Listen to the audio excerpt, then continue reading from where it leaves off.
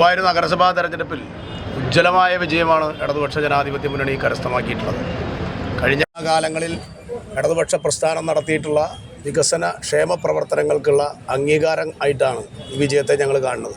ഇവിടെ ഗുരുവായൂരിൻ്റെ മതേതര പാരമ്പര്യം തകർക്കാൻ വേണ്ടി UDFും അതുപോലെ BJPയും ജമായത്തെ ഇസ്ലാമിയും ചേർന്നുകൊണ്ടുള്ള ഒരു അവിശുദ്ധ സഖ്യമാണ് തെരഞ്ഞെടുപ്പ് മത്സരിച്ചത്. അതിനെതിരെ ഗുരുവായൂരിലെ ജനത വിധിയെഴുതിയതിൻ്റെ മതനിരപേക്ഷത വിജയിച്ചതിൻ്റെ കൂടി ഒരു ചിത്രമാണ് തെരഞ്ഞെടുപ്പ് കഴിഞ്ഞപ്പോൾ തെളിയുന്നത്.